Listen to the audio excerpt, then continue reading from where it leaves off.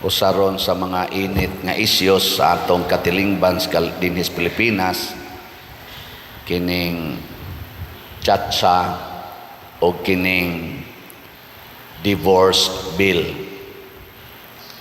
Pulos gini sila paningkamot nga kuno munindot ang atong kinabuhi, dili magpabilin nga kanang miserable ang atong kinabuhi.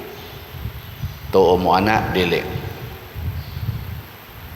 Kay kinahanglan kuno tag economic charter change, kay pait na kay tag kahimtang dinhis Pilipinas tungod sa atong konstitusyon nga nagbawal sa pag-usbong sa atong kaning mga businesses. Tinuod na niya kinahanglan sa kunota og divorce bill, kay daghang mga Pilipino ron, Pilipina, mga asawa na nag-antos sa pait kayo nga kahimtang sa ilang pagpuyo. May nang tagaan sila og another chance to be happy. Sakto dili. Oy. Wa mo'y klaro Kung ang ato ganing mata, itan-aw ra nato dinhis kalibutan, di nato itan-aw sa Ginoo, maura gid ni ang atong maabot ang pagluwas, ang paglipay sa atong lawas. Lawas na anytime pwedeng mamatay. Way siguro gani, wap amahuman ang process sa imong divorce, or wap gani kakatukod og negosyo, patay na ka. Di ba? Nya mo na itong gisigihan og paningkamot nga luwason. Wa say siguro kay inighuman sa nimog divorce, ighuman sa nimog negosyo, wa man magpasabot nga malipayo na ka. Wa man magpasabot nga malinaw na ta. Pangutan-an ang na nag-divorce, pulos bagid sila malipayon. Why sos? Ay na lang kog ilara. Daghan kayong mangumpisal nako, nagdepresyon pa. Kaduha na naka-divorce. Takatulo na ganing uban. Ana. Nya wa man lagi malipay. Pagkadaghang negosyante nga karon dili nakatog kung kanus-a sila ni dako ang ilang negosyo, karon na noon sila stress kaayo. May patong sa una nga di pa kayo dako ilang negosyo, igo-igo ra yung ma-manage ang perting haya-haya, katog pagsayo.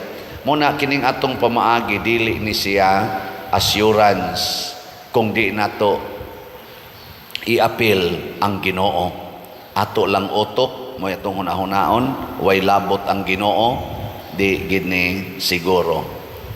Sige, lingi ay mong tupad, ing na appeal bang Ginoo sa imo yung mga desisyon? Ing na, ni appeal ang Ginoo. Kanang imong pagkiskis sa imong kilay, ni appeal ang Ginoo na. Kanang pagcolor sa imong buhok, kanang pag-inom ni mog pills, kanang imong pagpangabit, kanang imong pagpanglaki, pagpamabay, kanang imong pag same-sex union, apil bang Ginoo sa maong desisyon? Apil wa. Kanang imong pagsigig pangurakot dihas gobyerno or dinhi sa simbahan aron lang ka makakwarta, apil bang Ginoo diha? Kanang imong pagnegosyo nga imong suod-suoron, bribean nimo ang mga officials gobyerno para makalusot ang imong illegal nga negosyo, apil bang Ginoo diha? Ha? O wa gani maapil, miserable ang atong kinabuhi. Dili lang ang atong kinabuhi, kitang nagbuhat ni ana, apil na sad ang mga taong maigo sa atong kabuang kining mga desisyon nga way labot ang Ginoo. Dayon tag-invoke anang word, separation of state and church. Tinuod ba gina nga separated ang state ug ang church? No. The church and the state should go hand in hand, should complement with each other. Daghang mahimo ang state nga mabuhat nga gikinahanglan usab sa church. Daghan sag mabuhat ang simbahan nga di mabuhat sa state, pero gikinahanglan para sa peace, order, and development sa state. Mura ni silag bana og asawa, ang state ug ang church. Dili makaingon ang bana, separated ko nimo kay bana ko, laki ko, lahi kog pamaagi. Di sad kaingon ang asawa, babae ko, lahi kog bodily constitution, lahi sa kog emosyon.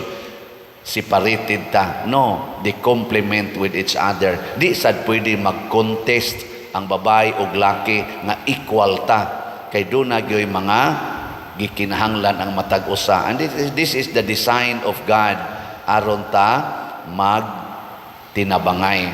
Nakaroon kung doon ay mga pag-antos, sama ni San Pablo sa unang pagbasa, nag-antos, gipriso, gipasakitan, gi-misunderstood sa mga taong iyang gihigugma. Kay ang kanimanggong mga apostoles sama ni Kristo o kaming mga pari, ang among asawa mao ang simbahan, ang katawhan. Doon ay panahon nga ang among asawa nga mao ang katawhan mo paantos namo. Pareha gud sa ninyo mga bana, kisa mang banaha dinhi nga wa gyud kasuway nga nag-antos sa inyong asawa ta sa kamot. Da kit-an yung tinuod. Unya kamo sa mga asawa, kinsa man sa ninyo dinhi nga moingon gyud pader wa gyud ko nag-antos akong bana. Ta sa kamot. Bisag kausa lang. Oh, mao na. Pero ang kanang mao mga pag-antos matag adlaw, matag semana or kausas usa ka tuig nga makasinati tag pag-antos, igo ba nang rason nga moingon ta tungod kay daghan na kay kog pag-antos, this marriage, this union is dead already, is hopeless already, is a cadaver of relationship.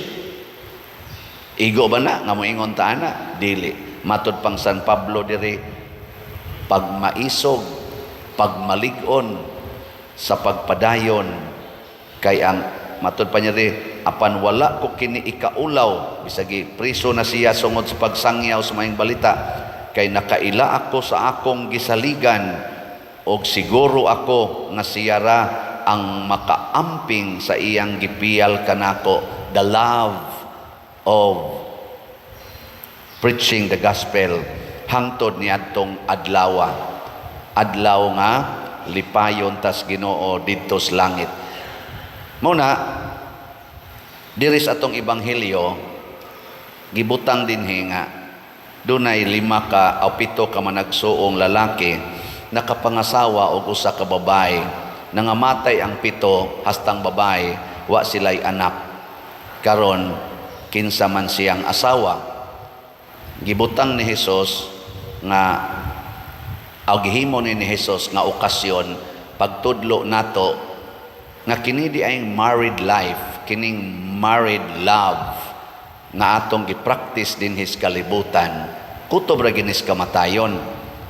Kadtong kamagwangan nga lalaki pagkamatay wa na siya ay married life, humana niya karon na pangasawa ang babae sa manghod nga lalaki, namatay sad, wa na sad sila'y marriage. Klaro kaayo nga kining kaminyoon kutob ra gid ni dinhis kalibutan, inig kamatay wa na siya. Sige, lingi imong tupad ing na dili na ta minyo didto sa langit, tingna na di na ta didto minyo.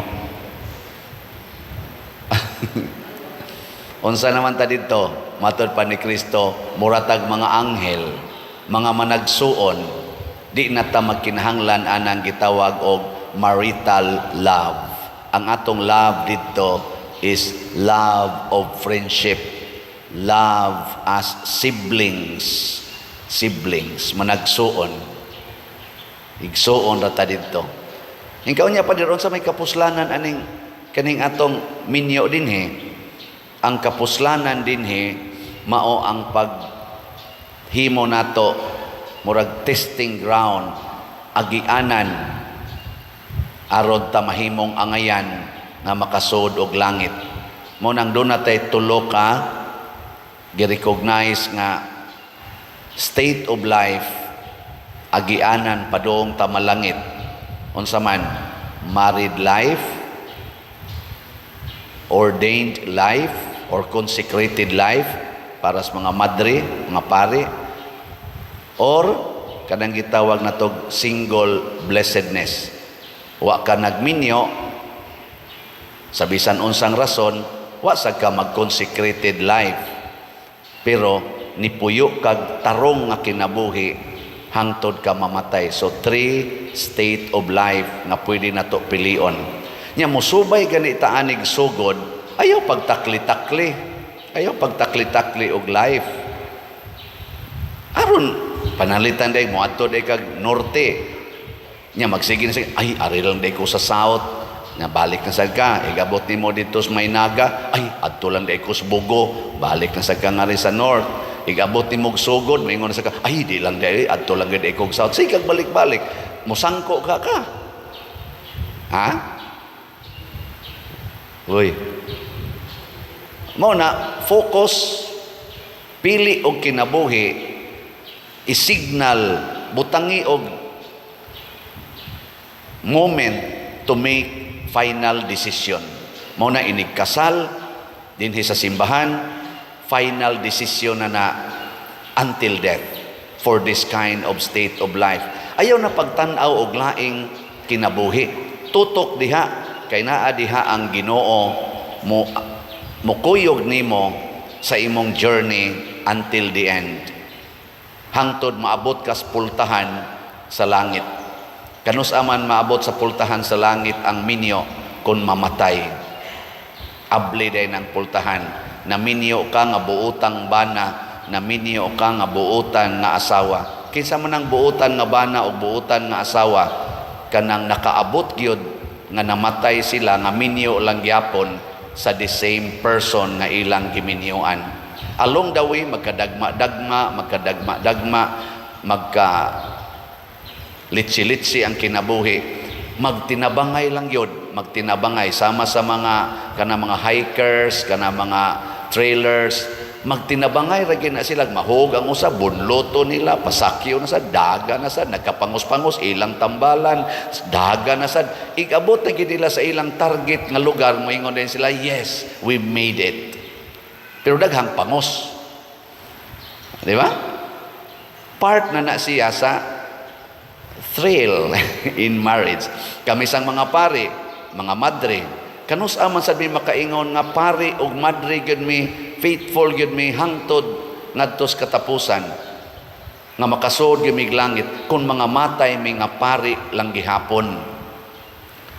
Along the way magkasamad-samad, magkaligas-ligas, magkasayop-sayop, pero doon na gid tay pamaagi aron mabalik ra gid ta sa atong track field o track, the right track, no? Mabalik ra gid ta. Pareha sa nasasakyanan, mahog dito sa ubos, bunloto na sad og crane, ibutang na sa diri, ayohon, daga na sa karsada. Tingali na ata diha mo invest. O kung sa may gibuhat sa simbahan, wa ng divorce. Ang atos ang family code, present family code karon, wa sad ng divorce. Unsa may atong solusyon sa very, very difficult situation sa kinabuhi sa minyo. First, declaration of nullity. In short, kanang annulment. Declaration of nullity nga ang marriage nila i-prove sa simbahan nga why nahitabo nga marriage from the beginning kay before and during marriage dunay impediment, dunay babag, dunay invalidating situation sama sa deceit, pangilad, psychological incapacity, daghan kay mga manifestations.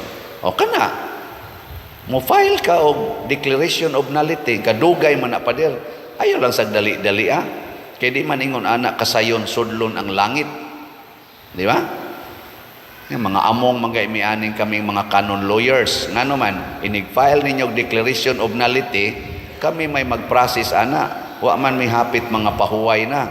Di pay busy pa sa among giatiman nga pastoral care, sama na ko din nya busy pa sa pagbasa ng inyong mga kaso, nya maghimo dayon mo na malangan-langan yun, ay lang dali-dali Ikaduha, kining gitawag og legal separation.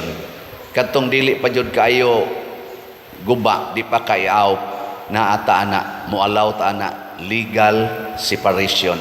Di na mo magtipon og puyo, di na mo mupuyog the same roof, pero dili gubon ang inyong bond of marriage. Ngano man kay calling off lang usa, di lang usa sila buwagon niya, basin pa ma-reconcile puhon. Ana, legal separation, dili day na igo na kay na pero ang divorce lahi. Ang divorce, ang present situation mo itan-aon, di na to i-regard ang past, valid ba ni or voidable ba ni nga marriage, di na mo importante unsay present situation. So kung ikaw misuka ka dinhis atong balay, nya katulo na nimo gibuhat nga hubog ka, nya musuka ka, ako'y makalimpyo sa imong suka, isip imong bana or isip imong asawa, this is too much for me. Torture na ni nako, divorce na ta. O mo na siya basihan. Ana ba? Mura ba nag-eskwela ka? Singkahan kas maestra, transfer ko sa laing eskwelahan, divorce na ta. Inana, kasayon. Muna masayon ang divorce. Sayon-sayono nato pagsud ang langit. Nya unsay gibasihan ang present situation. Pero kining na nag-file og divorce bill, kaning ato mga lawmakers, most of them, if not all of them, also desiring to have a permanent life in marriage. Gani ang uban ani nila, dugay-dugay na gyud sa ilang married life. Di sila gustong mabungkag kay magunsa na lang ang among mga anak. No. Pero nya, mopirma dayon sila sa divorce bill. Parehas sa danang abortion bill. Oh, na naman na ron. Kita na malang sa iwa dinhi. Duha na malang kanasod kunong waan ang divorce bill. Kita og ang Vatican City og sa abortion. Gamay na lang kay mga nasod nga way abortion. Pero kasagaran anang nag-abortion, ni pirma anang abortion bill ng mga lawmakers nato, mga legislators, di na sila gustong i-abort. Lingi ay mong tupad, gusto kang i-abort? Sige. Gusto kang i-abort? Dili oy. Magpasalamat kitang natao ta, pero mo pirma ta og bill pag-abort sa umaabot nga kinabuhi nga diha sa taniagi. Ang atong giagian nga nakaagi na ta ato nang babagan tungod das atong kahakog kadao. Welcome new life. Welcome sufferings in married life. Matod pa sa atong tubag sa Salmo, kanimo o Ginoo akong gitan-aw ang akong mga mata. Tutok sa Ginoo. Naa siya'y solusyon beyond our expectation and our capacity to discover. Pangutan alang ang Ginoo. Daghan kay tagdagko nga mga problema nga masulbad lang pinaagis pagsunod sa Ginoo in a humble way. Mo nang niingon si San Pablo, ayaw gyud kaulaw sa pagsunod nako. Liguna ang imong pagtuo, giingnan niya sa Timoteo. Liguna gyud. Ayaw kaulaw kay ako sad nagantos kog maayo ani, uwaw man unta pero di ko mauwaw. Kay kahibaw ko ang sangkuan ani langit. Mas nindot man kuning magantos ta mga igsoon nga nakahibaw tag asa ni padong ang atong pagantos. Kung mutan-aw ta Ginoo, mutan-aw ta Ginoo, mutan-aw ta ni Kristo, ang ato yung makita ang langit. Bahala naglisod basta malangit. Ana man na. Kana bitang magtan-aw ka moadto kag Amerika, pasayuhon kag adtos embassy, paproduson kag mga documents para makasecure, makapasar ka sa imong visa. Hala gyud kaadlawon pa tuana ka didto. Unsa may imong gitan-aw, maka-visa lang unta ko. Ana. Di ka mahadlok magantos, di ka mahadlok nga mawagtangan ka ng pahuway, bahala na ganig, mabaligya pa ng tanan imong yuta, mabiyaan na nimong imong anak, mabiyaan na nimong imong bana o imong asawa, kay nagtanaw ka nga tuay working visa nga maghatag nako o kalipay puhon kung makasuod lang ko aning maong lugar. Mausad na ang langit. Nya kini nga kasakit nato sa kinabuhi, sa minyo, sa pari, sa madre, sa single blessedness, part ni siya to make us qualified. Ayaw pagpaisi-isi, muadto ra di kag embassy, magpanighawak-hinighawak ra ka didto, inigtawag sa imo nga, wa ka diha, inigabot nimo, moingon ni ka, gitawag na ako ngan, ni ako, diin man di ka, ning snacks pa ko, di, oy, why snack kay? Hala, hapit na ko tawaga, why snack, bahala, gakutoy ng tiyan, kay inigtawag, kinahanglang na ako, kay kunwa ka ni, forfeit na. Antos gyud. Antos sa magpalit og slot. Kaniding atong pag-antos, sige baligya aning slot. Unsa may gitan-aw nako, mahurot ra ginigbayad ang tanang bayronon. Malipay ra gining atong mga contractors, kay mga gilipay na rabatas atong contractors, ni barog ng kumbinto, functional na, o niya, karon elevator na lay atong gihimo. Ang atong mga contractors, dagko pakitag bayronon nila, pero nagpahimos na tas ilang gibuhat. Di lagi dita kahatag bisa ginagmay nga magtampo-tampo tang tanan nga wa magbuhat ani, wa ta magtrabaho diha. Kadakong kalipay sa ato mga contractors ana. Gilipay na ta nila. Mausa na ang Ginoo. Gilipay na tas Ginoo, ang ato na lang to respond. Muna ako di gyud ko mauwaw nga magsigig baligyag slot. Antuson ko gyud ni. Pero nabiya gibunga atong pag-antos, halinan man gyud ta. O tanawa o ang atong SBF dag, pila na may halin nato ron, niabot nag 24,221 ka slots, naapay 35,779 slots available, tag 500 pesos per slot. Naasad ni 16 slot challenge, 8,000 per challenge. Nakadawat na sa tag 50 ka 16 slot challenge. So, pakpaka na to. Congratulations. Antoson tani. Ang ato sa mga contractors, thanks be to God, nag-anto sila. Ilang gid trabaho, padayon, hangtod yun mahimo na yung presentable and functional ang atong mga structures. Pero ang ila taong bayad, atong gihatag, agad-agad ragis atong matigom. Pero kung kitang tanan, mubuhat na ani, muantos ta, hatag lagok tag one slot. Wa na, humanda yun eh. Ang ato sang Mother Mary's Healing and Deliverance, para ni sa ato sang mga contractors, kay gihuman naman sa nila dito ang project, pero napatay bayronon dito sa Capilinia di Fatima sa San Remigio. Ang atong halin as of yesterday niabot na sa 1,711, naapay 4,289 ka slots nga available, tag 1,000 pesos per slot.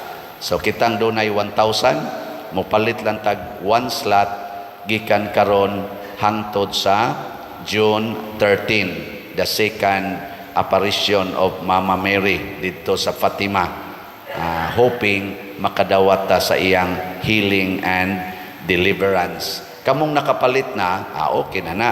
Pero kamong wap akapalit, daghan pa man gid mong wap akapalit nga nakabati aning atong wali, gikan karon hangtod June 13. Pero kamong nakapalit na sad og mopalit pa gyud mo usab, kita mopalit tag usab, di wa may overdose ana. Mas daghan tag opportunity to be with God. Pero makahimo ra ta ani mga igsoon kun motan-aw ta sa Ginoo, ang atong mga mata di nato itan-aw sa nagpungasi nga mga balod kung dili itan-aw sa Ginoo. Sa dihang ang mga apostoles hapit na malunod, naglakaw si Kristo ibabaw sa tubig. Si Pedro miingon, palakta ko diha nimo. Nilakaw si Pedro kadiyot pag ingos Ginoo ngari. Pero sa dihang nitan-aw siya didto nas mga balod ug sa hangin, wa na siya mutan-aw ni Kristo, naunlod si Pedro. Ningon na siya, Ginoo, tabang ako. Gigunitan siya sa Ginoo niya, ningon siya, asa mang imong pagtuo. Pasabot, nganong nausab man ang imong focus, wan amang kamutan-aw nako, naunlod noon ka. Look at these people karon nga nag-promote aning divorce, kining abortion, na nga unlod na ta morally and emotionally. Munang nisakag maayo karon sa kalibutan ang cases of depressions and suicide. Mubo na kaitag kalipay, dali kaitang magpakamatay tungod kay wa na ta magtan-aw sa Ginoo, nagtan-aw na lang ta sa mga panghitabo sa atong kinabuhi as if wa nay Ginoo. There is another level which is heaven. Nya dito sa langit ayaw na napaghuna-hunaan ng minyuay, atong hunahunaon ang kalipay nga di na magkinahanglan og kaminyoon, ang kalipay nga Diosnon. Subscribe to my channel.